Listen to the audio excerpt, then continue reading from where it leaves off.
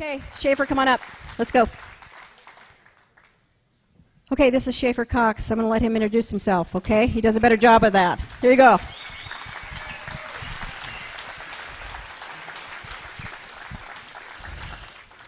Let's all stand up and stretch a little bit, because I'm going to go for a long time. I was going to say stand up while you're clapping, but, you know, thought better of it. Okay, thanks. Where's Dean Porter?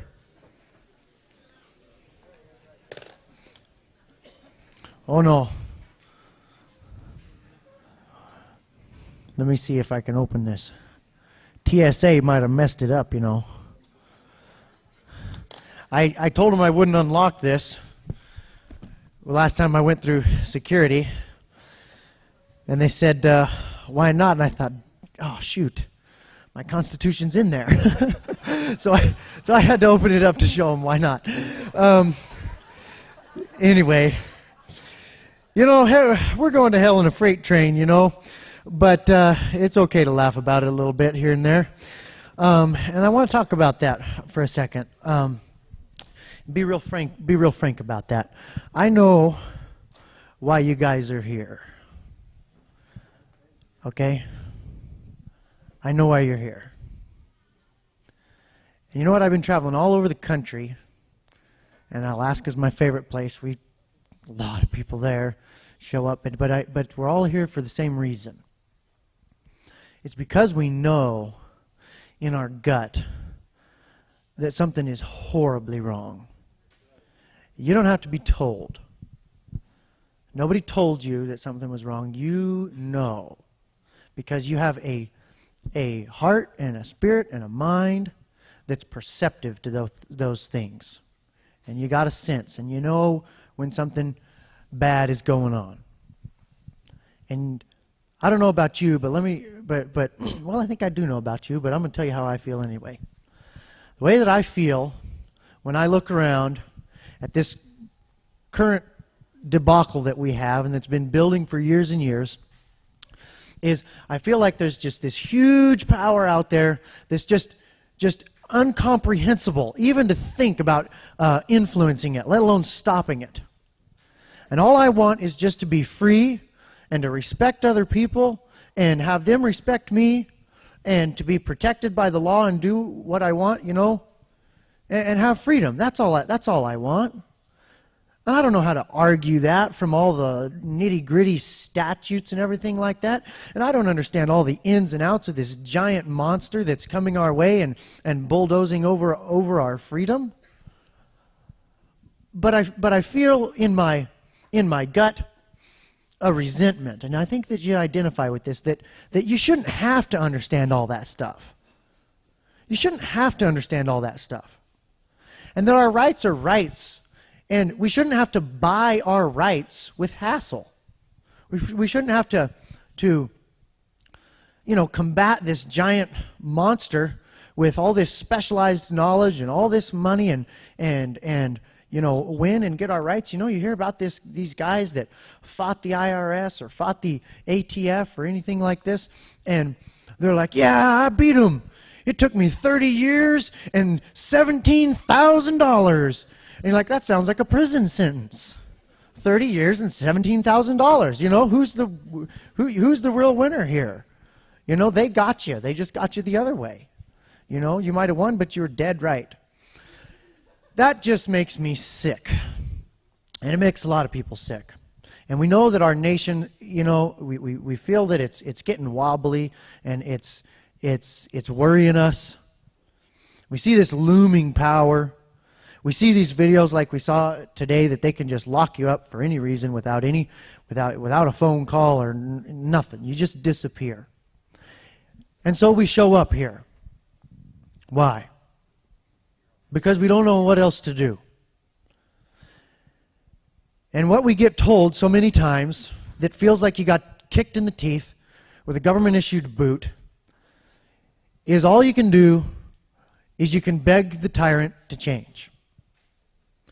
You can commit your life to a long, slow drudge uphill to try to reform this monster.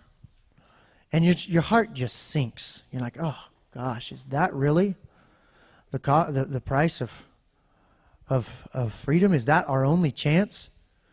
Is to try to make go to Washington? What if I ran for office and I got elected? And I could go there to Washington where I can't have a gun and try to be a good influence on tyranny.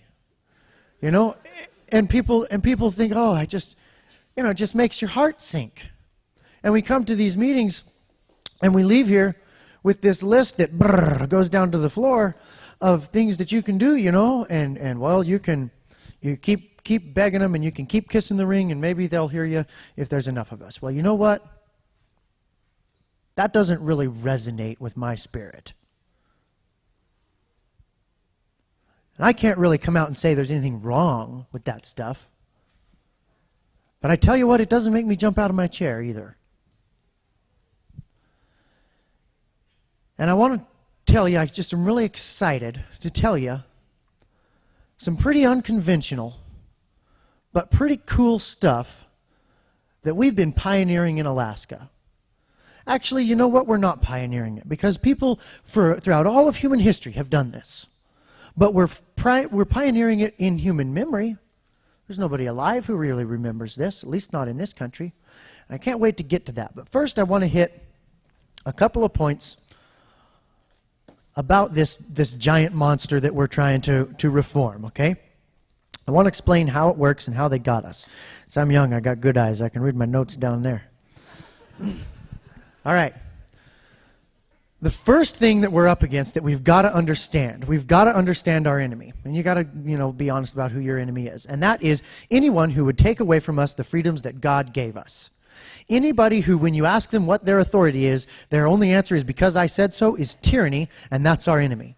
We've got to recognize that. Now, that puts a lot of people in our enemy category, but you know what? That's okay.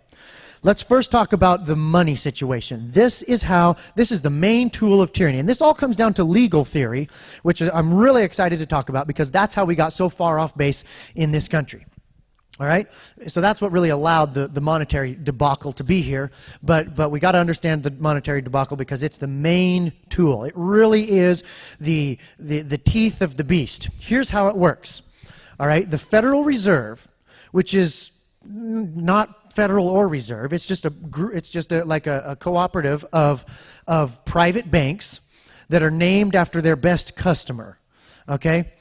They are allowed to print up money out of thin air, just print up trillions of dollars out of thin air and loan that to the government, to the federal government, with interest. That's a pretty good gig for them. They print up dollars, thin air, loan it to them at interest. We pay the interest. That's what our income tax is for, which was passed at the same time, 1913. On Christmas Eve, there's question even whether there was a proper quorum, but it was really shifty, and they kind of duped Woodrow Wilson into it because he was dupable, and they got it passed. Now, here's why that's so bad. You might say, well, what's wrong with them printing up money out of nowhere? Well, here's how it works, okay? Dollars respond to the law of supply and demand, just like everything else does.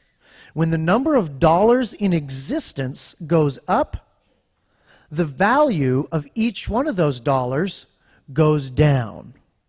Now, the value lost by the dollars that you held, or the retirement that was in a fixed dollar amount that you're counting on or whatever, the value lost by your dollars is value transferred to whoever printed the new dollars, whether they're a counterfeiter or a federal government. That's why the Constitution says that no state shall make anything but gold and silver coin a tender in payment of debts. That is brilliant. You know why? Because you can't churn out gold and silver coins on a printing press. We would be better off even if they just actually printed them. They don't even actually print them now. They just email them. They just hold down that zero key until they've got enough money, and then they just send it off. And enough value has to be robbed from our dollars that we worked hard for to make that email worth something, that they send to authorize people to spend those make-believe dollars into the economy. Now, what those dollars do is they go out into the economy, and they bid up prices. So when people talk about the national debt, and they're talking about this is something that our children are going to pay. That's not really quite accurate. You know, our children and our grandchildren aren't necessarily going to pay that. What that's going to do, they're going to rack up they're going to, you know, print up a bunch more money. It's going to destroy the value of the dollar. It's going to take more dollars to do the same amount of work. Like I said, you know, that law of supply and demand. And prices are going to rise accordingly. And so when a Big Mac is $35, you're paying the national debt. Does that make sense? It's pretty sneaky. If they tried to raise taxes to match their spending, they'd have had a revolution a long time ago. But this is a way that they can tax us without us seeing it. Because the way it works is if they send you a bill, if you've got $100,000 in the bank, and they send you a bill for $30,000, you know, 30%. Ooh, ouch. You've got to write them a check. But here's what they can do. They can, instead of sending you a bill, which you'd be hot and bothered about, they just print up the money and they reduce, you know, they get that money, and then that by them expanding the money supply, everybody's bank account, the purchasing power, not the dollars, number of dollars in there, but the purchasing power of those dollars is reduced by 30%. So whether you wrote them a check for $30,000 or you had everything that's out on the market go up by 30%, they still robbed you of the ability to redeem your labor for a valuable good or service that you want. That's how they can tax you without you seeing it. Now, not only does this system weaken the individual in order to strengthen the federal government, but then here's where it gets really bad. They take that money and they turn around and they offer it back to the state or the local governments with strings attached. They say, the feds, with this stolen money from you, they say, we will give you this money if you will do this to the people in your state. And they say, okay, we'll do it. Now here's the principle. You work for whoever signs the checks. Now what this does is this is like a wrestling move where you change from being a republic to being an empire. In a republic, the people are at the top of the food chain, and the commands roll downhill from the people on down to the government, you know, and God gave every human being the right to life, liberty, and property, and a corresponding obligation to defend those rights as an individual and through the establishing of governments to do the same. So it's only reasonable that as a government gets further and further removed from those people, their power subsequently diminishes. That's how it works. That's the logical chain of command in a free society that's operating under the sound reasoning and rule of law. But you get that money flow reversed, where the Federal Reserve can take it right away from you, give it right to the feds. Boom, we're not a republic anymore, we're an empire, where the chain of command follows the flow of money. And all of a sudden, the most far away, the most distant, the most inaccessible to us of the governments is now on top, rather than us. And so what it basically is, to boil it down into real simple terms, is the government is robbing you and giving the state and local government a cut to cooperate. And they have figured out, and they do this in other countries too, watch it. They do it to us and they do it to other countries. They don't roll in here and try to boss you around and tell you how you're going to run your life. No. They buy your friends and make your friends do it. They buy our state. They bribe our state away from us and make our state do it. They give our sheriff's department a bunch of federal funding.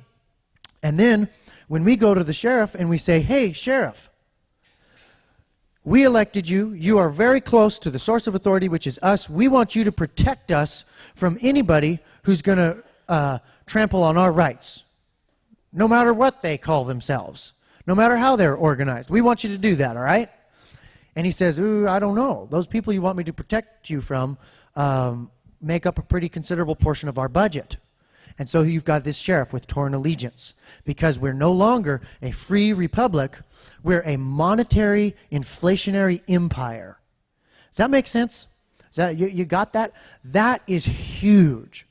We've got to understand that. They've gone to great lengths to hide that from us. Now, I could go into, in fact, I will, because I want to be fair to the other side, even though I think it's totally bogus and you're going to hate it after I tell you. John Maynard Keynes, who was the socialist guru of the 50s, who was a big advocate for this inflationary system, what he said is, he said, yes, I know that when you rob this money from people and then spend it back into the economy, yeah, it hurts them, but you know what? Overall, in general, it's good for us, because the end justifies the means. And here's why. Because we take that money from them, and then the government spends it into the economy, and what that does is that creates a frenzy of activity, and more people pile on, and what that does then is it gets everybody all jizzed up and making money and working hard, and the end result is better. The end result is the average person is better off than if we hadn't robbed it from them and give the top another spin. That's the Keynesian model of economics. That is almost, get this, that is almost exclusively what they teach you in business school. And guess who funds business school? Guess who funds the educational, system? Is those fiat dollars. Of course, they're not going to, bash their method of funding. Now, just real briefly, what that actually does is it doesn't create investment. When the government robs from you and spends it into the economy, it creates malinvestment, because it is investment that has sprouted up around a artificial influx of government dollars rather than a natural demand in the market. And so people build their life and their business around this influx of government freshly stolen loot. And that stolen loot is fickle, and it goes from place to place. But when they inject it into the economy, it creates a bubble, a stock bubble, a housing bubble, a tech bubble. All these bubbles that we've had, you can trace their funding to injected dollars. Now, why is this good for politicians? Because they can inject it where their friends are. They can inject it to where they need votes. They can inject it to where they need donors for their campaign. This is why the politicians like this system. So you get a bubble, and then they get caught between a rock and a hard place, and you get foreign holders of dollars getting mad because they're making their dollars that they're holding worth less, and so they pull the dollar hose out of there, and the bubble starts to go down. That's a recession.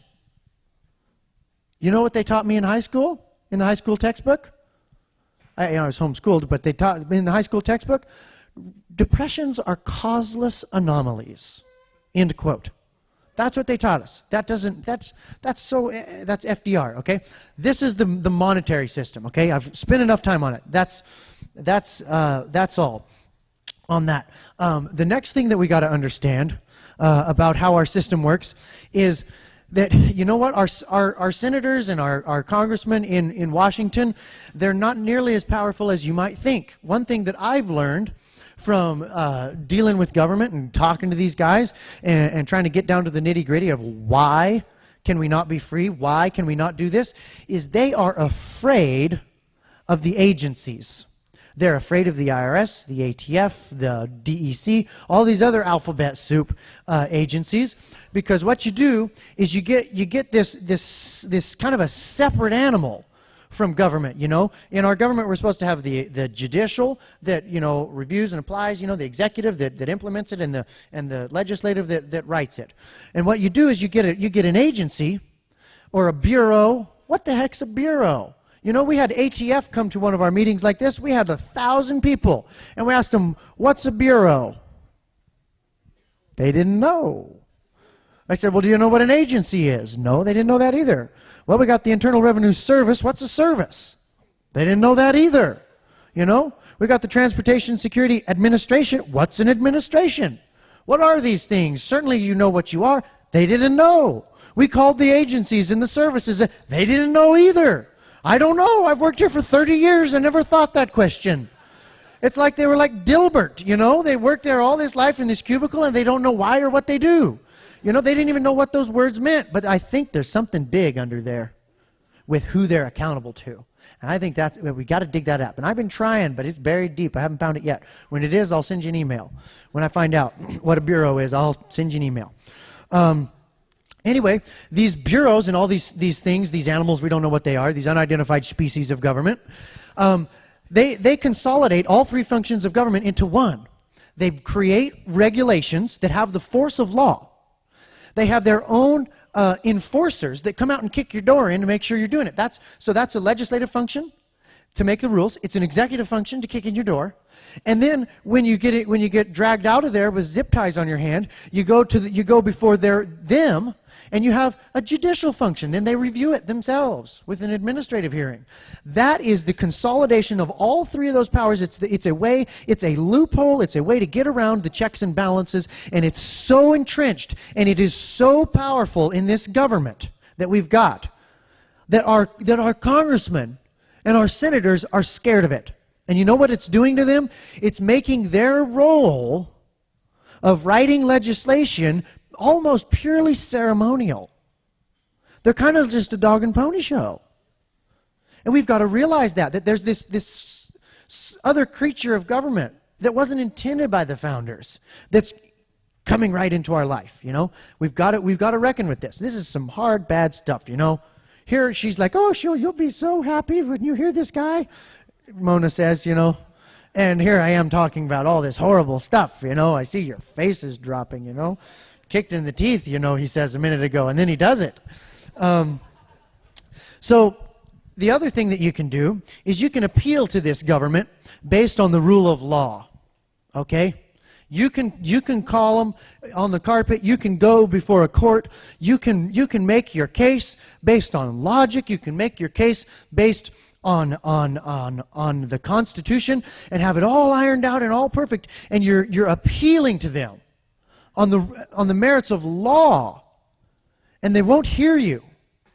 Here's the way it'll go. We just got out of Continental Congress. The main reason that we were there is because we're being denied redress of grievances. What'll happen is you'll have a really sound, bulletproof, constitutionally based case, and you'll start fighting this case, and you'll start getting up through the tiers, you know, up there, and you'll get up to the Ninth Circuit Court. You guys are in the Ninth Circuit Court. It's horrible, I know, because Alaska's in the Ninth Circuit Court of Appeals too. You'll get up there to that Ninth Circuit Court with your case, and you want to go all the way to the Supreme Court and have this settled. And they'll say, we're not going to hear your case. Well, why not? And they say, well, because you don't have standing. Oh. Well, why don't I have standing? Because we're not going to hear your case. And that's what they say. That's not an oversimplification. That's what they say. Next, please. And that's it. And you know why that is? You know why they operate that way? You know why you can have the whole Constitution and the 16th Amendment, and you can prove how you know the income tax was never ratified and how it's unconstitutional and it was a temporary war measure. You can have all of these laws out here, you know, all right? And you can fight it based on all of these laws. And I know that there's some people in this room that have fought it based on those laws, you know, and you know what? There's way more people that haven't fought it based on those laws. And let me tell you why you didn't fight it based on those laws. Because our government does not operate under the rule of law. They operate under the rule of force. It's not the rule of law, it's the threat of force. That's what it is. You know how the Oxford English Dictionary defines terrorism? Government through intimidation. That is profound. Now, how many of you submit because you're intimidated? And how many of you submit because you really think the law requires you to do that, and that if there was a discrepancy, you could bring it to them and they would abide by the law? No, I submit because I'm scared, and I'm not too usually of a scaredy guy, you know? But that's what it is. We don't operate under the rule of law. We operate under the rule of force in this country, and that is pathetic and sad. And let me tell you what my most profound fear is. My deepest fear is that our government is not going to hear us until we speak to them in their language, which is force.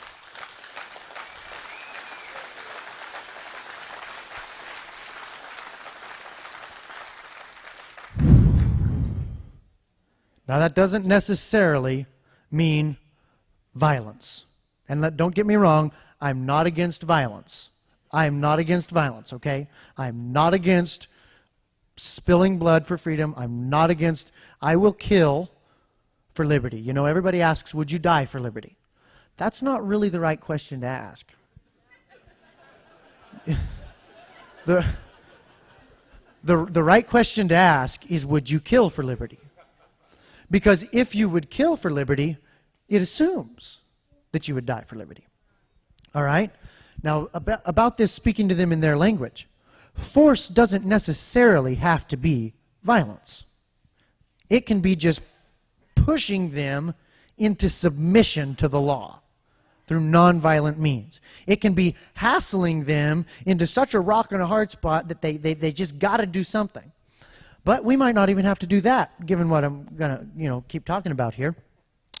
Now, the other thing, I keep saying second thing, like 20 second things.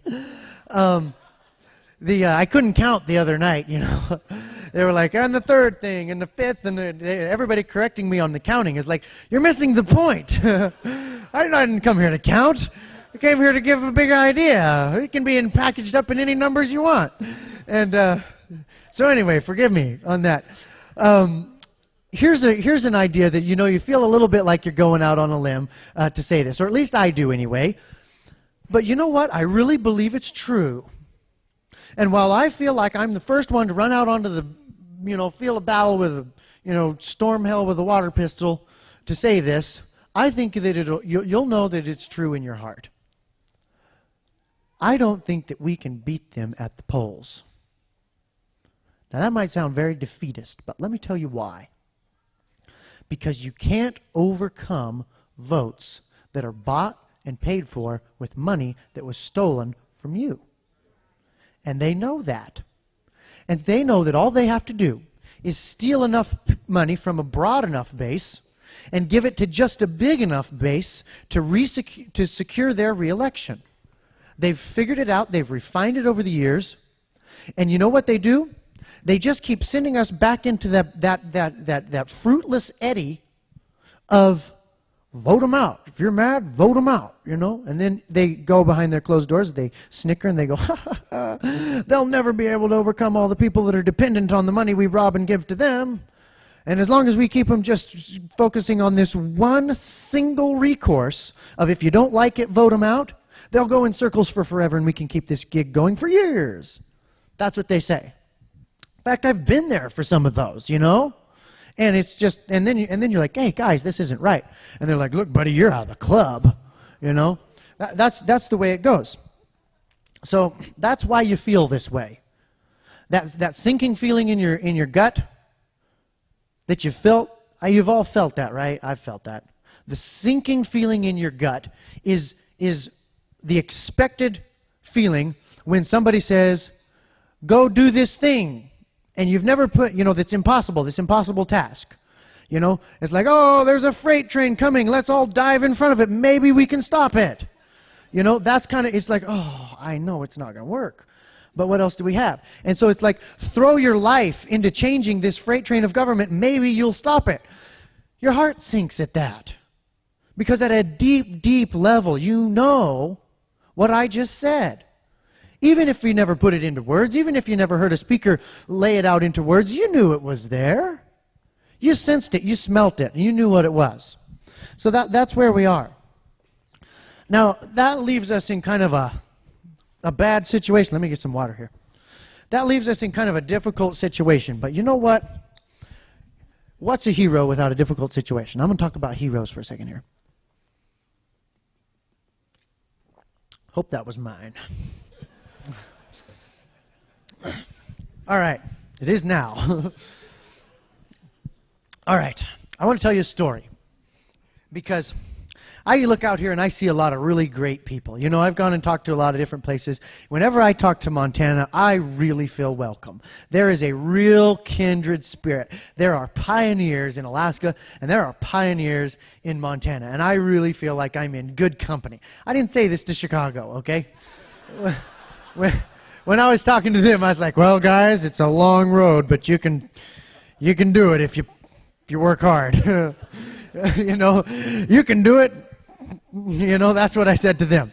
But I really feel like I'm in good company here in Montana. You know, second only to, you know, my own kinsmen and countrymen in Alaska. So when I see that pioneering spirit, that's what America needs. And I want to talk to you a few times about when I was young and, you know, discovered some pioneering spirit, okay? I was in Alaska, and there's all kinds of adventures to do there. It's huge, you know. We live in the Tanana Valley. The Tanana Valley is the size of Texas. And it's just, there's 30,000 people just right in the center, and that's it. And so there's just all this wilderness and all this opportunity. Now, the feds, I'll tattle on them a little bit, because I never pass up an opportunity to bash government. They came to Alaska, and they just, in total disregard of Article 1, Section 8, where it says no, you know, they can have forts, docks, arsenals, shipyards, and other needful buildings, you know, and exercise like authority over such as shall be necessary. That's it. No land, no federal land. They just totally ignored that rule of force again, instead of rule of law, which is the Constitution. I had this in my pocket. If any of you wondered why he keeps tapping his pocket, it's because that's where my Constitution is. So they took just billions of acres of Alaska, and they turned it into Federal Bureau of Land Management land. And people who'd lived there their whole lives and had homesteads there that was their fathers before them and their fathers before them, the feds showed up and they're like, you can't have this anymore here because we own it now. And they're, oh, wait a tick. And they're like, nope, no waiting a tick, get out. That's what the feds said.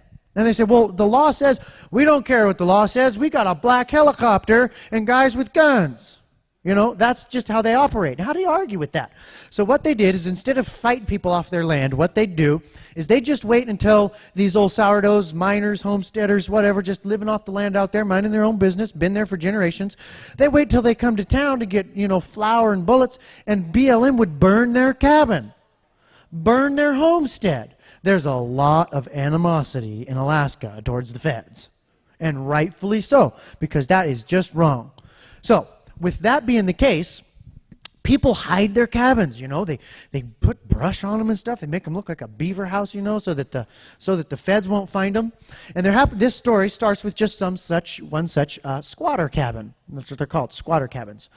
Well, you know, when I got to Alaska, I was into hunting and fishing and trapping, and I wanted to go out to the Yukon Flats where there was good trapping. You know, I'd heard it was real good out there. You know, hadn't been anybody out there for a long time. I wanted to go see what that was. You know, I was 17 years old, rip-roaring for an adventure. I'd kind of already left home. You know, I left home when I was about 16 and worked commercial fishing, and, you know, went climbing mountains, you know, climbed to McKinley, and, you know, all sorts of adventures, and just everything that the frontier had to offer an ambitious young guy. And I wanted to go out there, and I wanted to be in this cabin.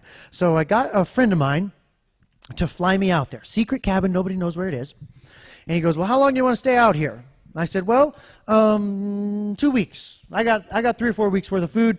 Come on back in 2 weeks. If the trapping's good, I might stay a little longer. So he flew me out there, and he dropped me off, and, you know, the weather was kind of coming in, and we had to come through the mountains, and lots of people die flying in Alaska. There's all these cabins out there, and, you know, people live in them and stuff, and, you know, I've heard of these, you know, crotchety old geezers that live out in this cabin all their life, you know, and never come into town and stuff. That's pretty common, but it's kind of new for me, you know.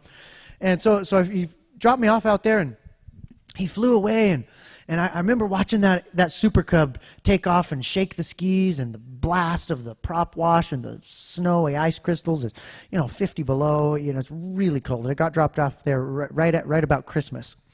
And he flew off, and I watched him circle around and head back towards those mountains, you know, as the clouds were coming down, and I just watched until the sound of that airplane went away, and it was just me there left in the deafening silence, all by myself.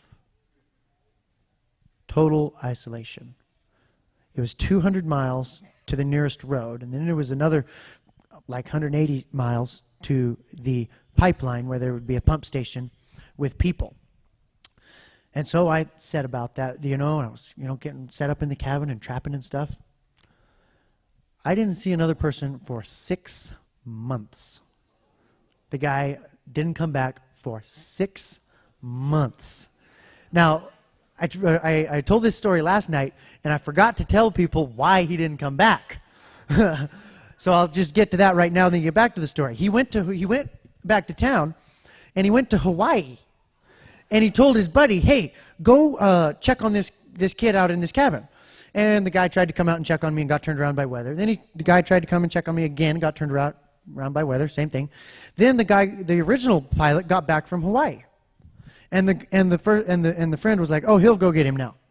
And so they both thought that the other one got me, and it took them that long to figure out, hey, did that kid ever get any good fur out there? I don't know, you hauled him in. No. You know? And so they came out there and got me. But you know what? That pressure and that dark, you know, I mean, it's 50 below, it's dark all the time, you just got an hour and a half of daylight. There was one, I saw Alaska Airlines fly over once a day at 30,000 feet. They never saw me, for 6 months. And you go through a process out there. You go through a process. And you know what I've seen? I've seen myself go through that process politically. And I think that I'm seeing people all over the country go through the process. You get out there and you're just defeated. You wanted to get out there so bad from town. Then you get out there and it just sucks. You're just stranded out there. You can't, there's no escaping. You start to go nuts.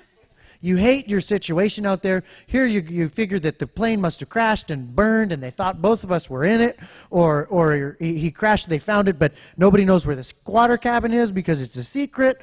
How are we going to get out of here, And, there was a Beaver Creek there, and I figured, I was working on making a bowl boat. And I figured, well, when breakup comes and the ice flow goes out, I'll float down Beaver Creek to Victoria Creek. I'll float down Victoria Creek to the Yukon River. I'll float down the Yukon River to the pipeline bridge, and there'll be people there. And I can get in a pipeline service truck and get a ride back to Fairbanks. So this is like 600, 700 river miles because they, go like this, and in a bowl, is my plan. That's my hope. You want to talk about hope and change? There's some hope and change for you. So, here's what I learned in that situation, because I sat down in the darkness and I was just defeated and I was feeling sorry for myself and I was hating my situation and I was loathing it and I was thinking about what if, and these unsurmountable challenges that are just more than any guy could deal with. And you know what hit me? You know what I got taught in that situation? Is that you're never where you want to be until you want to be where you are. And you know what? That was a dark, hard, challenging situation. And right now, with where our country's at and the way it's toppling and falling, our government is, we're in a dark, hard situation. But we're never going to be where we want to be until we want to be where we are. And we've got to just go ahead and gulp and accept the fate and the mission that has been plopped in our lap just by us being here at this time in history. And so long as we fight that, the longer it'll be until we can rise up and seize the day and be what history is longing for us to be. And you know what? Times are dire. I'll tell you another time where I kind of had this same feeling where it was hopeless, and then you just had to gulp and rise to the occasion. Is climbing McKinley. I've led 3 separate expeditions to the top of McKinley. There's a lot of people die on McKinley. There's bodies all along the trail. There's no way to get them off of there. And first one was with a 62-year-old guy from Michigan who was just a great guy. He'd not done much climbing, but he was Ironman triathlete and just a really great companion and friend. And that was great. It was a wonderful trip. Then the second time was with my dad just before I got married. And then the third time was with my wife and my best friend a few years ago. And I'd like to one day when my son's old enough, or maybe a few sons are old enough, to take them up there, because it's an experience that I want to go through with them, that firing experience. It's hard. And there's a special bond from people who've come together and overcome in a situation like that. And I see that bond being forged by all these people in this room. because we've got a mountain. And there's times when you're on a wind-blown, knife-edge ridge, and you know that there's a really good chance that not everybody in your expedition is going to live. And they need somebody to pull them together and seize the day and say, we can make it. And we can do it, and we can try, and let's press on, and let's be victorious. And you can just gripe and be defeated and characterized by the horrible situation that's around you, or you can be what that horrible situation calls for. That's in our nature as human beings. And that's what we need to do. You know, it's like when you're sailing out, you know, another time when I felt this feeling is when, you know, I'm out sailing on my sailboat. And I remember I got way far out from shore. You know, there's about a 3-day jaunt where there's, you know, rocky cliffs and there's no place to hide. And you got to go down there for 3 days and hope for good weather. And you can't predict the weather 3 days out. So you just wait till it's good and hope it holds. And we were cruising down there. Actually, it wasn't we. It was just me that time. My wife wasn't with me. She was back in town. I was out sea cucumber diving. And I'm going down this rocky shore, and I'm about, you know, 25 miles offshore. And this horrible, horrible storm comes in. And it came from off the land, which is the worst kinds, because then they're really cold. They come out of Canada. And it comes pouring over the mountains, and I'm out here on this boat by myself, and I'm having to make it to shelter. And I see just the blackness on the horizon. And I'm listening on the VHF radio, you know, seas 25 feet. You know, shoot, my boat's only 35 feet, you know, small craft advisory, you know, and then the wind gets really tight and those waves get stuck really close together. That's when they're dangerous. It's not, you can have a 60, 70-foot sea, no problem. If they're rollies that are nice and far apart and you just go down one and up the, no problem. But when you get a 25-foot sea that is, you know, 25 seconds apart, and they're stacked in there close, boom, boom, they start pounding your boat, they start coming over, they start filling it, you know, if your pumps can't keep up, you sink. And they usually don't find you, and you can't swim very well, and the water's like just warm enough to be moving in Alaska. And here you see this storm out there. And so this is a different kind of situation where you're in a position of relative comfort, but you see this hell on the horizon. And you know that you've got a challenge. You've already been up for a day and a half, and you know you're going to have to be up for another day and a half to pilot this boat in. And if it gets worse, it might drag on further, and you're going to have to go with no sleep. You're not going to be able to leave the tiller to eat or drink much. You might be able to lash it down just for a minute, enough to go get some water and a cracker or something. And this is going to, you don't have anybody to trade off with. You don't know if you're going to get exhausted. You don't know if you're going to get washed off of the boat. And you know, it's catch-22. If you tie yourself to the boat and it flips over, sailboats, if they're battened down correctly, they will right themselves. But when you got all those sails, it can take, you know, 6-7 minutes for those sails to move through the water while that keel pulls the sailboat over. Then once that sail gets in the air, it comes back up. You know, and you can right a sailboat that way. So if you tie yourself, well, then are you going to drown while you're underneath there? Or are you going to not tie yourself on there and maybe get washed off your sailboat and have it go and you stay? And so you're thinking about all these things, you know, and lots of dangers, and you got to reckon with this. If you haven't reckoned with what might be yet to come, you'll be crippled by what's at hand. And you know what? We've got some dark clouds on the horizon. And we need to honest up and talk about those and what we're going to do. Otherwise, we're going to be useless at what's at hand. If you haven't gulped it down and say, yeah, I might die in that storm, and now I'm going to get ready for it. If you just sit there and you just stare at them, not wanting to let your mind go through the process that would say that you might die, you're going to be useless. And I wrote a poem. I usually don't read my poems to people, but since it's Montana, I'll do this. I wrote this poem before I sailed into that storm. And we've been in a lot of storms, but this one just sort of hit me in a special spot. Maybe it's because my wife wasn't with me. There's been good, there's been sad, times I've had, but death will have no sting. As I offer my soul to an angry sea, my lips will softly sing.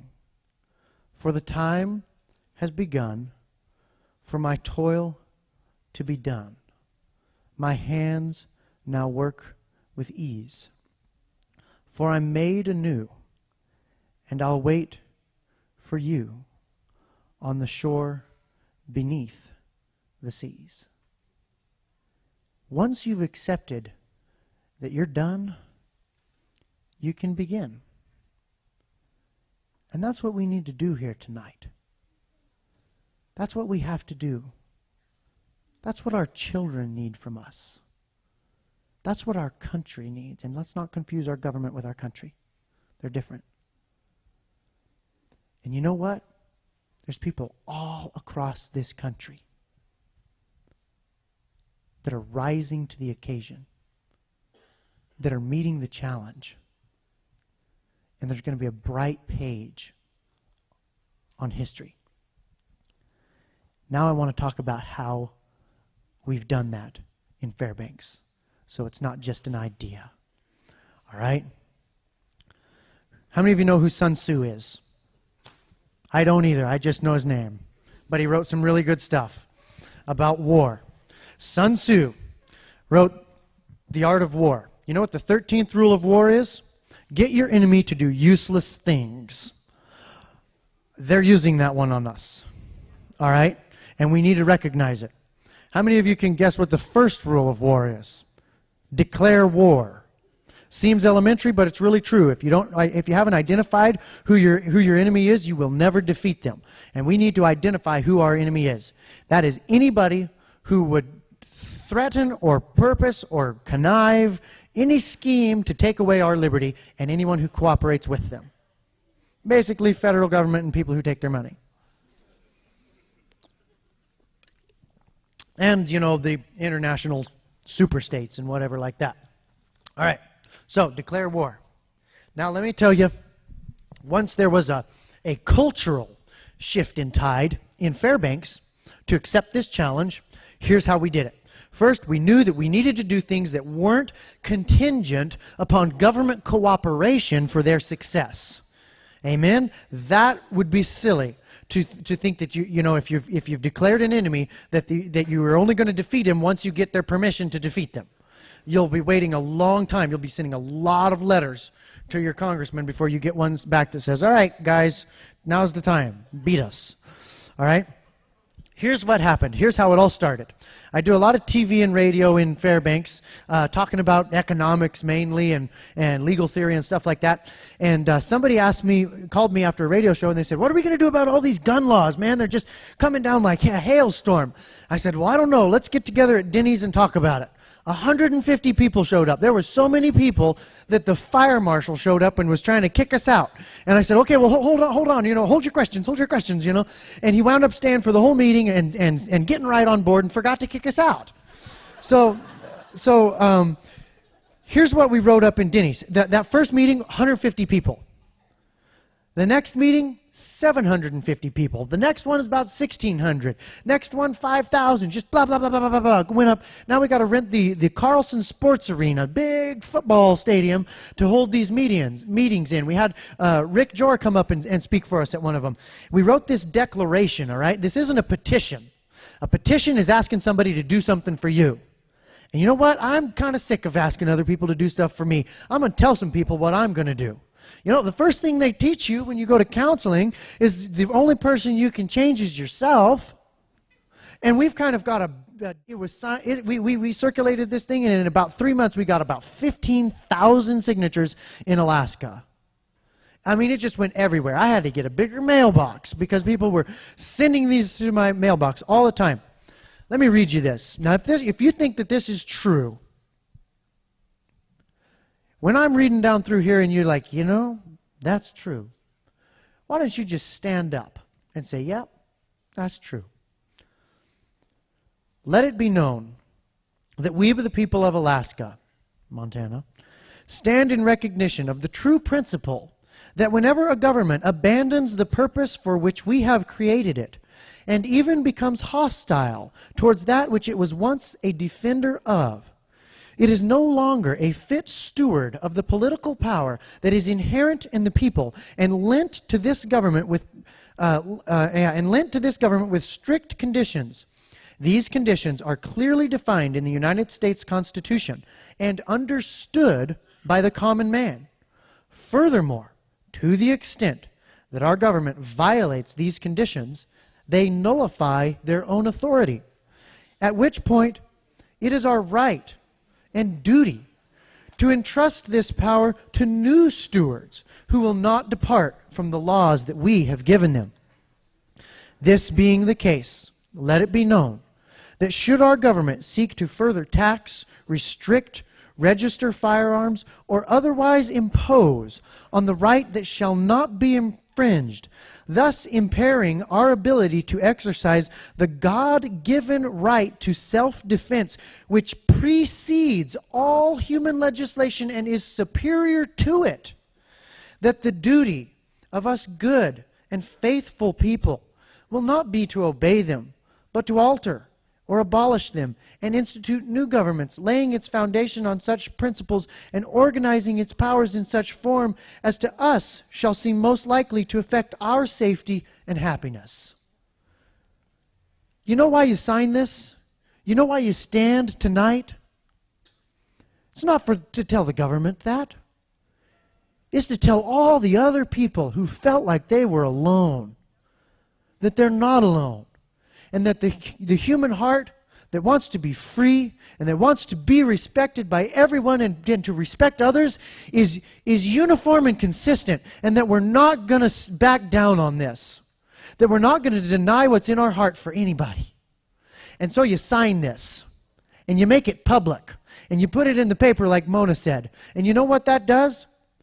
You know, this is a pretty hardcore group right here, but you know the people who maybe hadn't thought about it, and maybe the people that were on the fence didn't know if they thought that their liberty was worth defending, well then they had to think about it. This forced them to look at the clouds.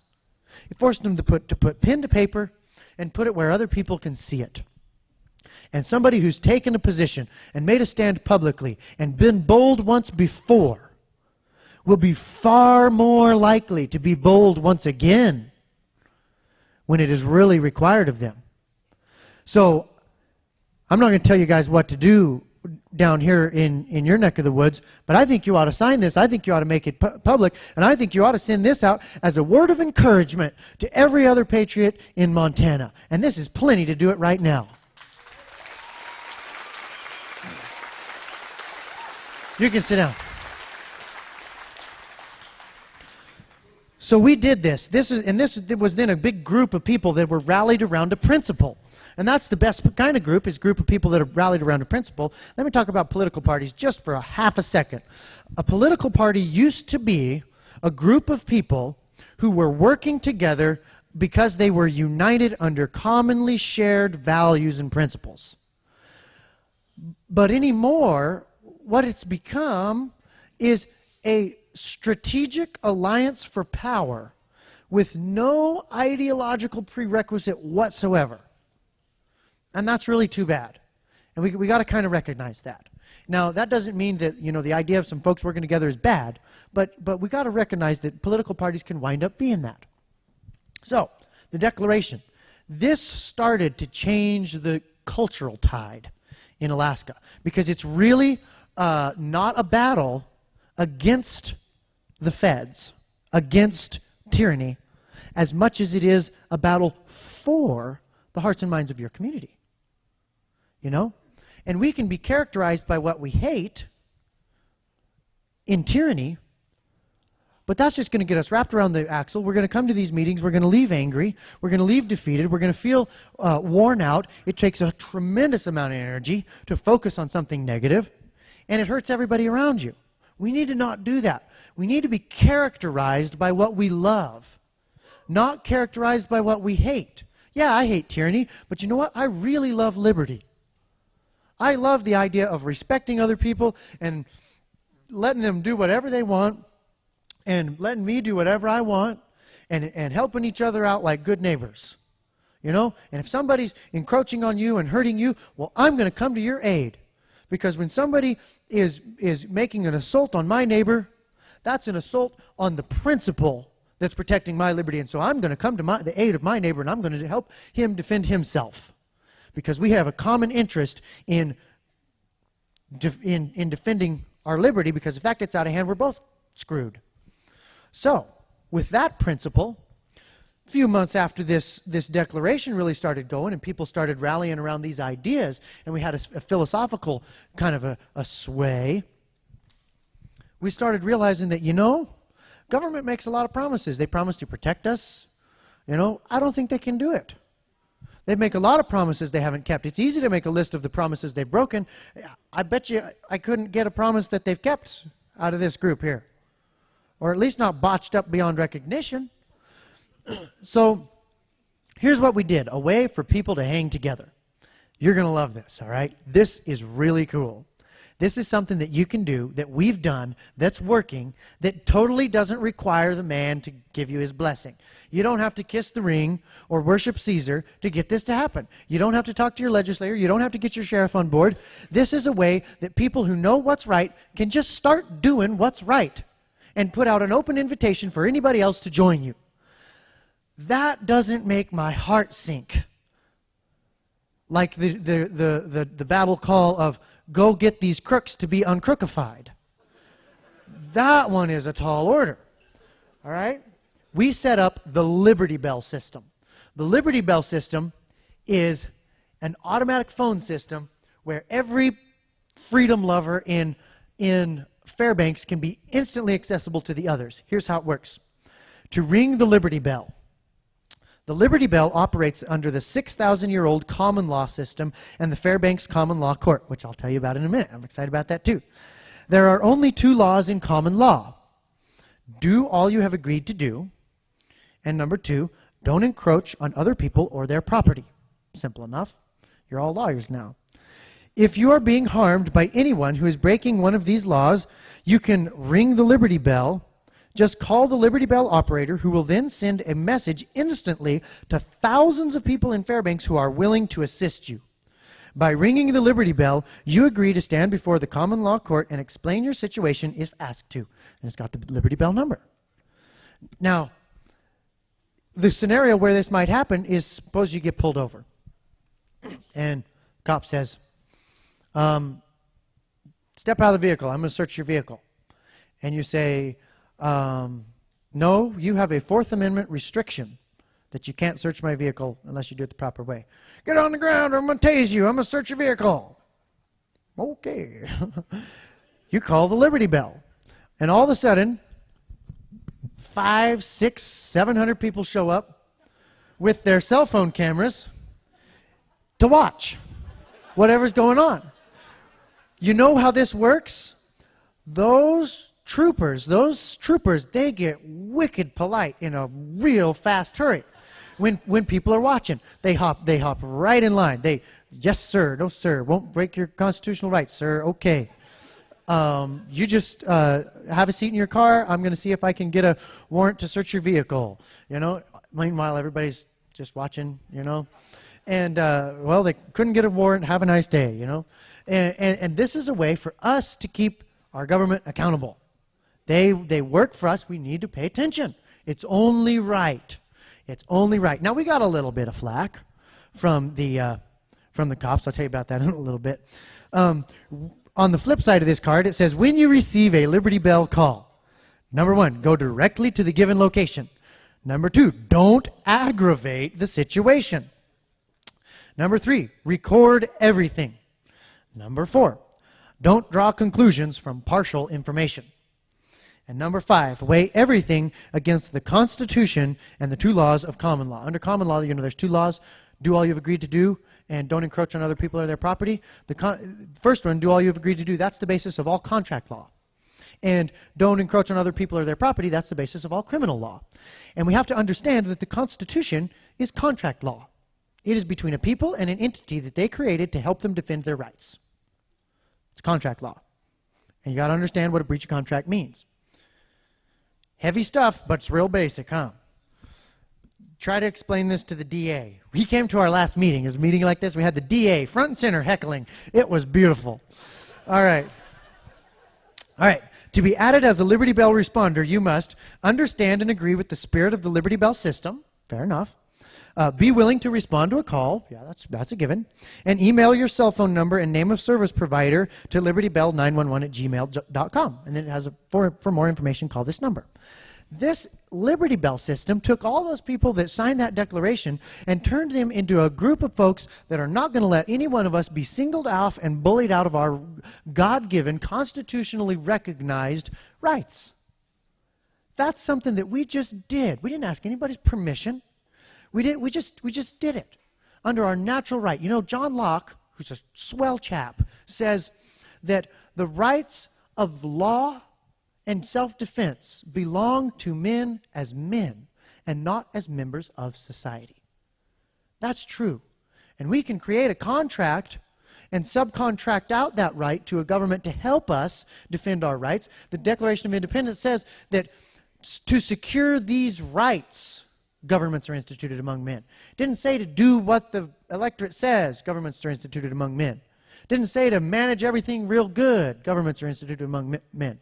To protect these rights, governments are instituted among men. We hold these truths to be self-evident, that all men are created equal, endowed by their Creator with certain unalienable rights, that among these are life, liberty, and the pursuit of happiness, that to secure these rights, governments are instituted among men, deriving their just powers from the consent of the governed. They can exercise a power that is not just without our consent. That brings us back to the rule of force instead of the rule of law. So we got the Liberty Bell system. We got the Declaration that's changing the cultural tide. We got the Liberty Bell system that is getting people standing together, unified on principles. And we've got the next thing that was in there is the common law court. Okay, I'm trying to run through this real fast because I know we're about to run out of time here. The common law court. This is the biggie. Okay, we didn't create a grand jury to wring the nose of government.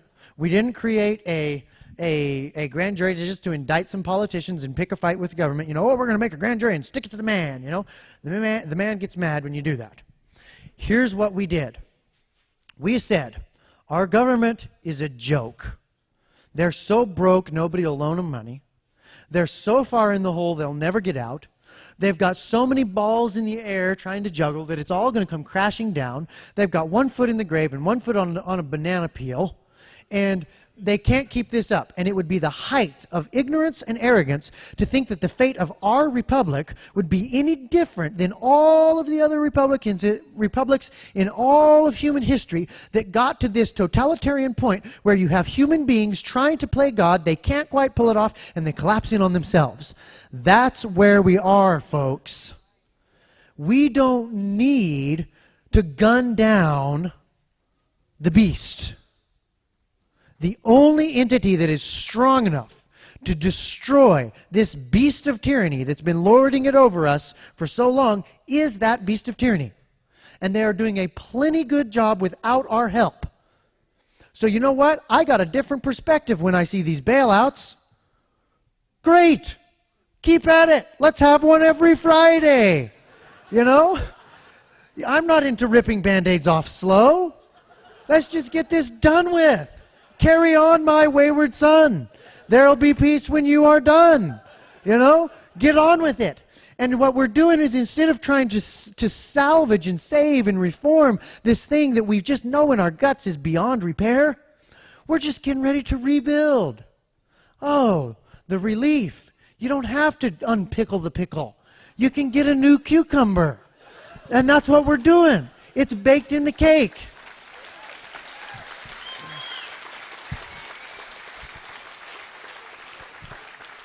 So let me talk just briefly about how this common law court works, because it is awesome, it is up and running, and it is working, all right?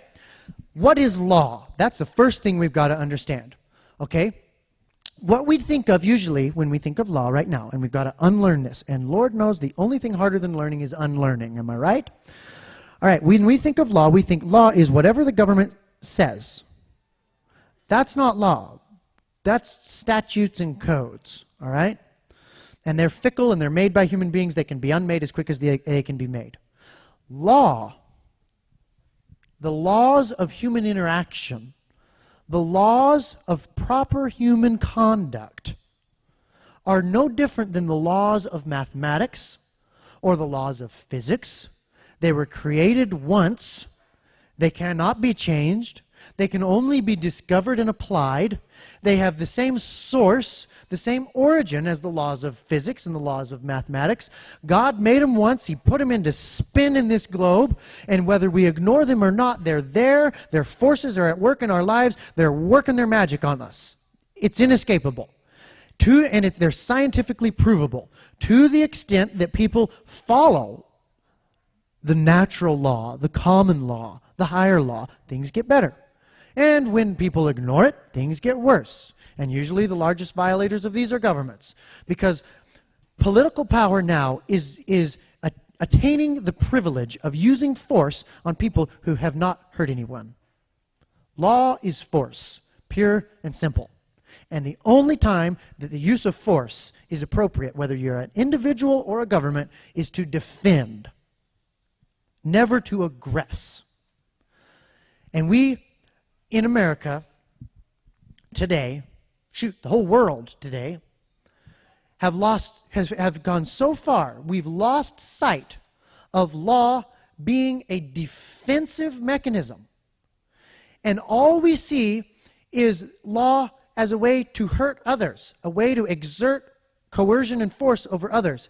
And so rather than trying to restore law, which defends all, we find ourselves scrambling to be the one in control of the arbitrary political power. This is a huge change from mainstream politics. But you know what? If us in this room was U.S. Congress and we were exercising the arbitrary control, I dare say we'd do a better job, but it would not be a step forward. It would just be a shift side to side, because there's no basic difference in a human dictatorship whose power is self-derived and absolute. That's not the rule of law. That's the rule of men. And the rule of better men instead of worse men might be better, but it's still miles inferior to the rule of law. Does that make sense? So, here's how the common law court worked. Let me talk about how judicial furniture, all right? The furniture in a courtroom tells you how they think. I'm serious. Just a second here. All right. You go into a political law court, a statutory court, where there's codes and statutes and stuff. You go in there. Over here in this corner, there's this giant chair. It's like a lifeguard chair. And the judge is up in this chair, and there's all this immaculate oak, looked like, how many Davis-Bacon man-hours went into that chair? I don't know, but a lot, okay? And then the ceiling tiles radiate out from the judge like he's the center of the universe, and the floor tiles radiating out from the judge. It's just magnificent. You almost hear the hallelujah chorus when you look at this chair. And then down here, you've got a desk with a drawer, 2 drawers. That's how much stuff you got to shovel through when you're before this judge. 2 drawers of stuff and a plug-in for your laptop. You got a desk for the plaintiff and a desk for the defendant in front of the judge high up in their chair. And then over here, kind of pigeonholed, satellite to the whole accessory, the whole ball of wax, you got this jury box. And they're just down on ground level, and they're probably sitting in uncomfortable folding chairs like you're in right now. And they're sitting there. And when the judge comes in, everyone says, "All rise." This deification of humanity of this judge. When did we start doing that? What makes us think that that's a good thing? There was a hearing one time. I was testifying before the Alaska legislature about the jury nullification. I'll keep this real short. We're talking about it, and the Attorney General said, "We can't leave that discretion up to the jury because they're just human. They'll make mistakes. We need to leave that up to the judge." He tipped his hand, didn't he? He believes that the judge is divine. And you know what? That's nothing to joke about, because there's a new religion in this country, and we've got to recognize it if we're going to win this war. The god of this religion is government. And the legislators have become priests. And the Capitol buildings are temples. And the ritual that they perform is legislation. And there's a whole slew of people out there that subscribe to this religion called statism. And they really, truly believe, sincerely in their heart, that if the priests can apply the right combination of rituals in those temples, that any problem that that is before us can be solved by this God. They can make you healthy, wealthy, and wise. You know, they can raise your kids, make your kids turn out good. They can make sure that you don't get sick. They can make sure that you are prosperous. They can change the weather. Think about it. Think about it. This is, I mean, it's funny, but it's sad. We are asking government to stand in God's place. And that is the highest form of idolatry. Back to the furniture in a courtroom. All right, so that's how the political law court is set up. Here's how we set up the common law court. There's a jury box high up here. There's not a judge. And you have a pedestal for the plaintiff and a pedestal for the defendant. These beautiful marble pedestals that somebody donated to us. And inscribed on those two pedestals are the two laws.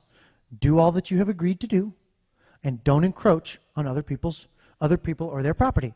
If you forget what the laws are, you don't got to look it up. It's right there. You know? All the laws there are is right there. And all of common law is derived from those two laws. It's refinement of the application of those two laws. So then over here, you have a desk. You know, got the jury right there, plaintiff and the defendant right there. You got a desk right here where the jurist sits. You know what a jurist is? A jurist is a legal philosopher who is known for their knowledge on matters of law. That's Black's Law Dictionary of what a jurist is. Frederick Bastiat was a jurist. John Locke was a French jurist. There was some good stuff came out of France a long time ago. And so the jurist sits here, and the job of the jurist is to be an informational resource to the plaintiff, to the defendant, and to the jury when asked or whenever it's necessary. And then over here on this other side, you've got a recorder, a secretary that types everything down. That's how the common law court works. And it operates at roughly $180 an hour, depending on what the price of silver is. Because we pay the jurors 1 ounce of silver an hour, we pay the jurist 2 ounces of silver an hour, and we pay the recorder 1 ounce of silver an hour. And here's how it works. You go before the you go before the jury if somebody's got a dispute with somebody else. And we didn't ask for any sort of government blessing on this. This has been the natural state of man. And if you look throughout all of history, everybody from the Papaunas in New Guinea to the German War Guild to the Roman merchants after the fall of the Roman Empire to the Irish common law, to the Old English common law in the 12th century, to the Old West, to the founding fathers, it's all common law. That's why they call it common, is because it has been the natural way that people organize themselves throughout all of human history. It's just as natural as a man and a woman falling in love and building a life together. You don't have to be taught to do that. It just happens. You know, it just makes sense, and everybody does it all over the whole country and all over the whole world. Common law is the same way. People have a natural propensity for organizing themselves in this fashion that I just described. We didn't make it up. We sort of did make it up, and then we found out that everybody else had made it up too, just the exact same way. Funny how that works. So, you come before the common law court. You don't shovel through minutia and tit for tat in a desk. You stand at a pedestal. You plead your case out of common sense merit before a jury of your peers. They make a decision. It requires a unanimous decision of the jury. You know why? Because these Generation 4 Glocks kind of got a sticky grip. You know why it requires a unanimous decision from the jury? Because right and wrong are not a matter of opinion to be decided by a majority. It assumes that right and wrong is knowable, that it is attainable, and that if a jury will apply themselves with diligence to seek out what is right and wrong in this case, that there can be a unanimous consensus because it is an objective, discoverable, knowable, definable, attainable truth. Random, out of the phone book. And we send people out there with, well, I'll get to it. Don't, it's coming around. Okay. So that's how the jury functions. It requires a unanimous vote for guilty or not guilty. Now, here's the way common law works. It is all based on restitution and setting things right. There's not this concept that if you did wrong by somebody, now you've got a debt to society. I don't even think society was there when it happened, you know? So you got this debt to society. So the lady that, you know, broke into her house, robbed her stuff, broke it all up, you know, these punk kids that did it or whatever, they say, in a political law court, they'd say, now you got a debt to society. So you're going to go to juvenile jail. You're going to get to marinate with some real gems in there for the duration of your sentence. You'll come out a better man. Sure, it's like a criminal convention, you know, in there in jail. You know, all they got to do is sit around and talk about how to do more bad stuff. So they put him in jail. They tell the lady, well, you're SOL on the damages done to your house there, and we're going to double tap you for the taxes to keep these kids in jail, and probation officers and all this stuff. And then these kids, they just get stuck in this eddy, you know. They get out of jail, they get right back into jail. They can't get a job, so then they get back into jail, you know. And they're just infinitely rotating around in the system. Meanwhile, the person that was victimized didn't get restored, and she sees that our justice system is a joke, all right? Here's how the common law system handles this. The boys come before the common law court. They don't have a leg to stand on. The jury convicts them real quick, so it's a cheap trial. And the jury gets together with the jurist, and they come up with this. Okay, boys, you yourselves, since you don't have any money, you're going to come up with $700 to pay this lady for her time and her trouble. You're going to pay this court, you know, however many ounces of silver it was, 12, 13, 14, 15 ounces of silver. And you are going to replace the windows you broke. You're going to give her all of her stuff back. You're going to restore her as nearly as can possibly be done, as nearly as possibly can be done before you violated her rights. And you can either do that or you can choose this other option. Now, everybody asks this: how does a common law court enforce their decisions? A political law court relies on the threat of force. If you don't do this, we're going to mess up your life something fierce. That's how a political law court gets you to comply. A common law court is all voluntary. Nobody is coerced. Everybody does it voluntarily. Here's the way it works. The only way you can enforce your rulings in a common law court is outlawry. You heard of Old West outlaws. Here's what outlawry is. Somebody says, no, I'm not going to have it. I'm not going to pay the lady. I'm not going to fix the damages that I did. I'm out of here. The court says, okay, well, this is not a coercive political court. We are not going to force you to abide by the law. And when we talk about the law, we're talking about the universal, undisputable right and wrong of human conduct that has been agreed upon. Those two laws, they're the ones that have sifted to the surface through all history and proven themselves. If you're gonna not abide by that, if you're not going to abide by what the court has to say about you doing right by other people, then you're going to forfeit your legal status. You're going to declare yourself, by your choice, to be outside the law, outlaw. And if you're outside the requirements of the law, you're also going to be outside the protection of the law. So if somebody does something bad to you, you have no more legal protection or legal standing than a wild animal. And if somebody wants to capture you and make you their servant, they've got just as much right to do that to you as they would to a wild boar or a wild goat or whatever kind of wild thing you'd capture. And so you print up posters of these people that have chosen to be outlaws. You distribute it all over so nobody will do business with them because you know that they're not folks that respect people's rights. And you don't have any protection of the court. If somebody cuts your thumbs off and makes a necklace, this court's not going to help you, you know? And that's outlawry. And you know what? Nobody chooses outlawry. We've even got the situation in Fairbanks where you've got the political law court, statutory court, overlapping with the common law court, where people could say, well, I'm going to thumb my nose at your common law court, and I'm going to rely on the political court to protect me. They don't even do that because they want to have good social standing.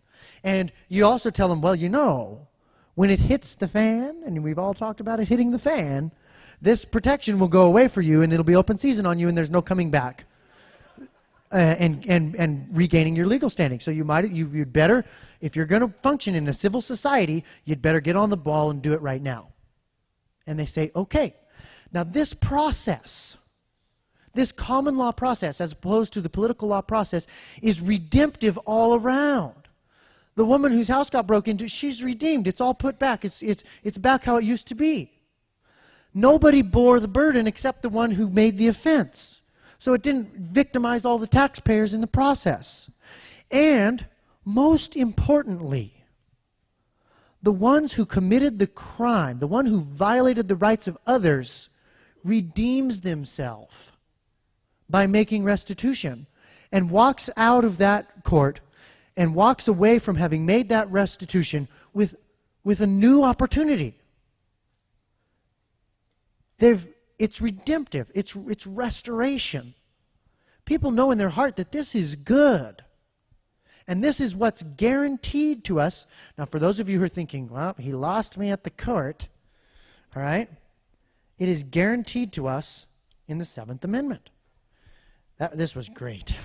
The DA came to our last meeting, and he's like, well, the Constitution doesn't allow for common law. And I was like, well, law school doesn't allow for the Constitution, apparently, because the Seventh Amendment says, in suits at common law, where the value in controversy shall exceed $20, the right of trial by jury shall be preserved, and no fact tried by jury shall be otherwise re-examined in any court of the United States other than according to the rules of common law. This is a constitutional right for a common law proceedings that is just as important for us to protect as our Second Amendment right. Actually, we don't have any constitutional rights. We only have two. The only two constitutional rights we have. You like that? Good, you can clap.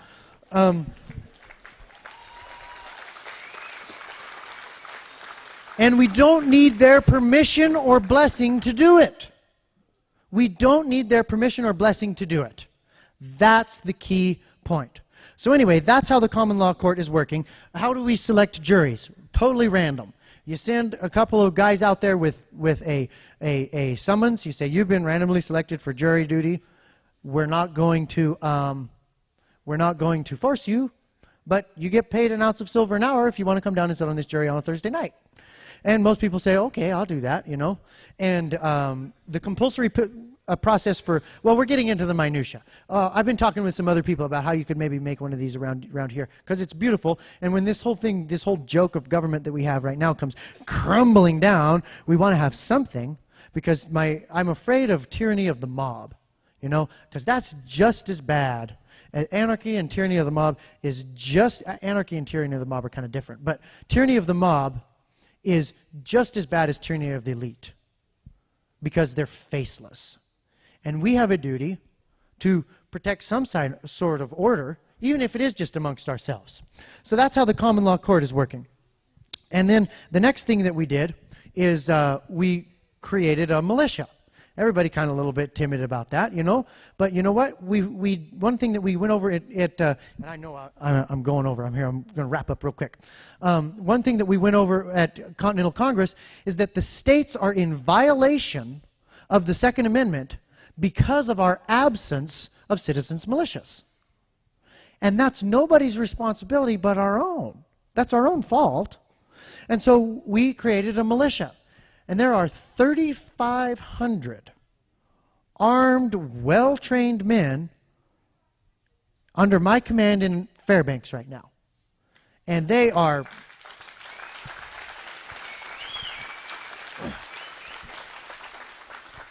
They are rip-roaring, ready to go. They're able to speak to the government in their language, which we hope won't have to happen. But you know what the militia is? The militia is anybody with a gun and a conscience. It's anybody who values their freedom and the freedom of their neighbor. It's somebody who's got that sense of duty to their fellow countrymen. It's beautiful and it's right and it's good. And we ought not to hide from it. We ought not to let the media scare us out of that, all the founding fathers said that that was the only place that was safe for military force. Because every man who's in the militia is restrained by his own conscience. It's a little harder to do that in a conscripted army where when you say march, they go or they throw you in the brig. In the militia, if I give an order, if I say go do this, it's only followed congruent upon their conscience. It's not a command control structure. It's a command suggest. It's a command information. It's here's what's happening. Here's what we're going to do. Here's why this compels our conscience to do this. If your conscience compels you, follow this order. That's what that is. If your conscience compels you to do what's right here and to defend your neighbor or whatever, then do that. It's like having 3,500 checks and balances on the commander, which you don't necessarily have in the current military structure. Definitely not on blue helmets, but let's not even go there. All right, so that's the militia. Now here's what we've got in Alaska. What we did, instead of trying to create a third party, we made a second government. How do you like that?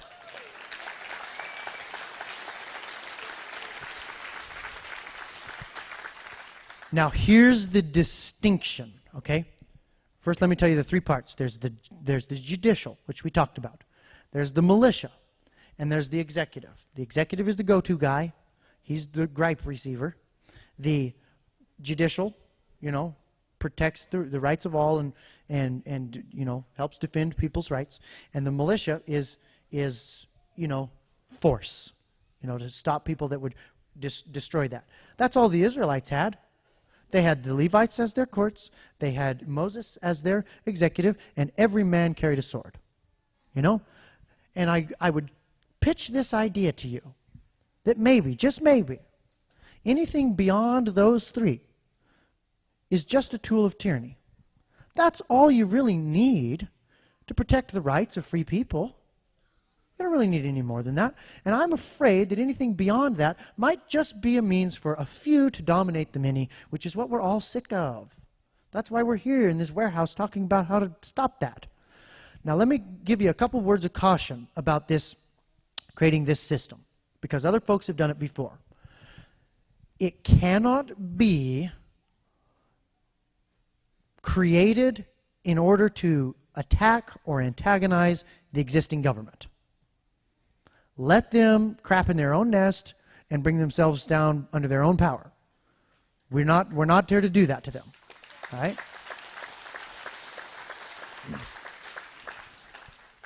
But as it comes to the surface that they're a freaking joke, here's an alternative. It's putting a little bit of free market action into the political arena, the governmental arena. The other thing that it can't be is a clique of a few hardcore freedom lovers, because that's kind of self-centered. It's got to be something that is a widespread rising tide culturally.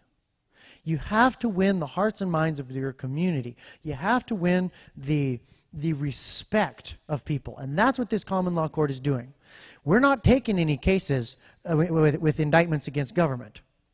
We're just building respect. We're just having it become, more and more accepted, more and more cherished by the people, because they know that they can't get justice from a legal system. Legal system's not too concerned with justice. The idea that you don't have anything to worry about if you're innocent is laughable. That's a joke. Everybody knows that that's not true. So, I think you guys should do this here. I think that there's enough excitement in this room that you know that this is a good thing that you can do for yourself, put out an open invitation to everybody else who wants to participate in this form of self-governance. That's beautiful. That's exactly how it's supposed to be. You know what my dad told me when I was young? He said, if you don't, what did he say? He said, control. He said, if you don't control yourself, somebody else will control you. Ooh, that's profound. That makes self-control a good thing because it eliminates other people's control. And so you know what we're doing in Fairbanks? We're exercising self-control as a culture. We are cultivating, we are growing up a culture of self-control and self-sufficiency and self-reliance. And that's good. And you know what that'll do? That'll make us able to look at those storm clouds on the horizon and be okay with it. And you know what? I've had too many years of looking at those storm clouds and getting an ulcer. But I don't see those as an ulcer anymore. I see that as something that will bring a springtime for freedom. I see all these horrible things. How many of you get the, oh my gosh, emails? You won't believe this. How many of you get those emails? I know more than that. You get those emails. I get them all the time. This next horrible thing is happening. When I read those, it's fine. You know, let them pick their path. That's a totally different mindset. It's set us free. Our culture is changing, and I want you guys to experience that too because it's beautiful. Now, there's a couple things that you've got to understand in your heart if that's to work, and then I'll finish up with these. You've got to put right and wrong above legal and illegal. Because when tyranny becomes law, rebellion becomes duty. And it is not rebellion at all. It is submission to the higher law that our government is in rebellion to. We're not the rebels. They're the rebels. And when you stand alone and you do what's right, you might get some flack from the folks that are doing wrong. But you know what? We have to have a cause greater than self-preservation. We have to. And if we don't put some skin in the game, and if we don't reckon with those dark challenges like I talked about earlier, we'll be a dark page on history. But I don't think we're going to be a dark page on history. I think we're going to be a bright page on history. And let me talk just super brief about some baby boomer values. Pick on baby boomers. Present company excluded, because if this was you, you wouldn't be here. But this is something that characterized the baby boomer culture. It started in the 60s. With the whole idea that everything is relative, that nothing can be known for sure, that we don't know anything is for sure, and then once you believe that lie, that nothing can be known for sure, the inescapable conclusion is that everything is meaningless. If nothing is for sure, everything is meaningless. And once everything is meaningless and nothing has any real true value in and of itself, you're left with two absolutely horrible values and the inescapable conclusion that the only things that are worthwhile in this life are personal peace and affluency. And these two values have characterized the American culture since the 60s. Affluency, meaning that the abundance of things. There's nothing wrong with that. I'm a capitalist, I think that's great. That's what we're commissioned to do. But when that is your primary and your only focus and success is measured purely by your accumulation of things, that is bad news. That's affluency. And then let me talk about the real linchpin. And I'm sure that all of you guys have run up against this. And you need to recognize what you're running into when you run into this with other people. And that is personal peace. Personal peace means I want to be left alone. I do not want to be disturbed for any reason by anyone, regardless of what that means for my children or my children's children. Here's when you will see that despicable value rear its head. When you try to talk to somebody about these ideas, when you try to talk to somebody about the way that our government is headed, and they fiercely defend their ignorance. Have you had that happen? They fiercely defend their ignorance. What they are doing is they are protecting their personal peace. I do not want to be disturbed by anyone for any reason. It's time for those values to go away. And if everybody in this room makes a decision in their heart to drop those values and to have a cause greater than self-preservation and to have something that they can believe in and to leave something that their children can be proud of. That might be scary, but you know what's even more scary is the thought of laying on my deathbed and handing my sword to my son, a sword that never saw blood, and saying, son, you go do what I never was able to even look at. And it's way worse now, son. That is horrifying to me. You know what else is horrifying to me? the thought of standing before my Creator, my God, and looking Hashem in the eyes and saying, I bowed the knee to Caesar.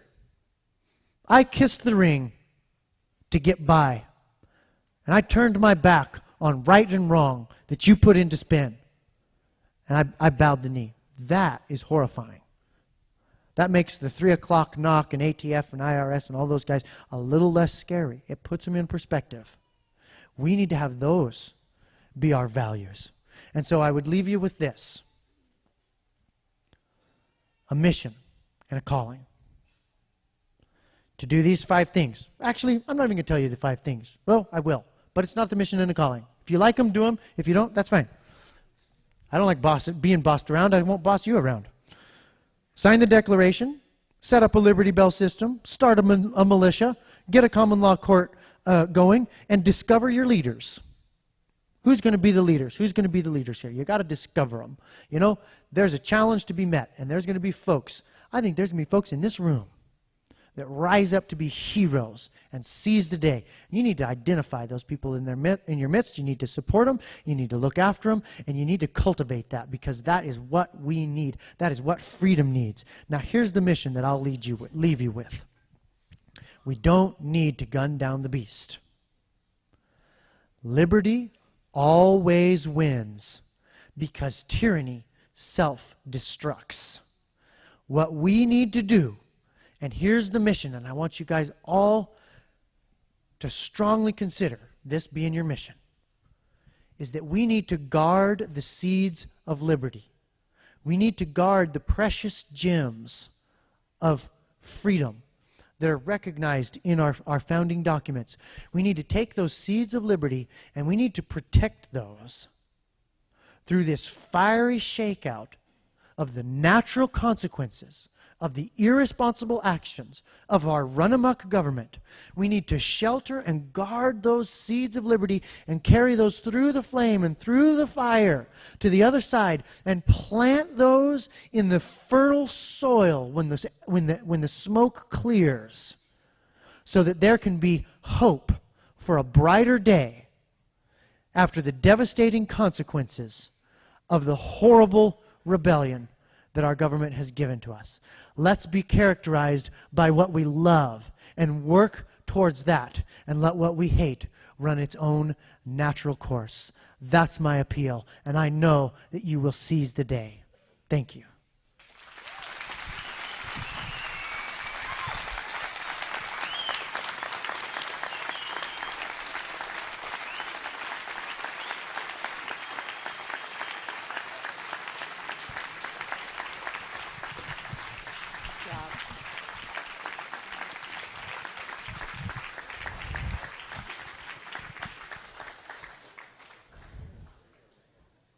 Okay, so can we do that? Why not? Right? Can you imagine how much energy we're going to save? Our own personal energy that we spend every single day focusing on a government that's collapsing. Why bother? Right? It makes, you know why? Because it makes too much sense. I mean, Schaeffer makes tons of sense. It's simple, right? It's simple. So here's what we need to do. We're coming up on our 2nd year of being together. We're going to put some plans together to develop this structure that Schaeffer's talked about: the executive, the judicial, and the militia. Because without that, what's the solution?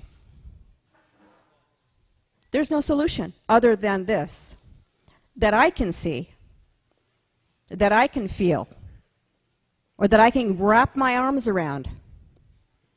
We can do this without being aggressors, right? That's the key here. We're going to use our heads. That's what we're going to do. So I'm excited about next year. Well, we're going to start right away. Okay, and we'll start sending out information to you to let you know how we're going to progress through this. I'm going to work with Schaeffer probably on a daily basis to get coached by him on how they've set this structure up in Alaska. And we want to look at the Northwest as being a kindred place, right? We need to be fortified. We need to understand that there's others like us across this nation, but we need to start here and with the Northwest. Does that make sense? Good. Now, before we close tonight, we're going to have a prayer, closing prayer, but also we're going to need help cleaning up. We got a lot of work to do tonight before we get out of here. Okay, got a Christmas tree, we got all this stuff. Anyway, you guys did an awesome job the last time. Just do it again. Okay, please, I need you to do that. And then Dwayne Sipe, who is got the ballot initiative out for the grand jury, also has a website that's posted up here. That's where you want to go to check out the information about that. It's on the wall. The Montana grand jury over here. Okay, you want to write that down?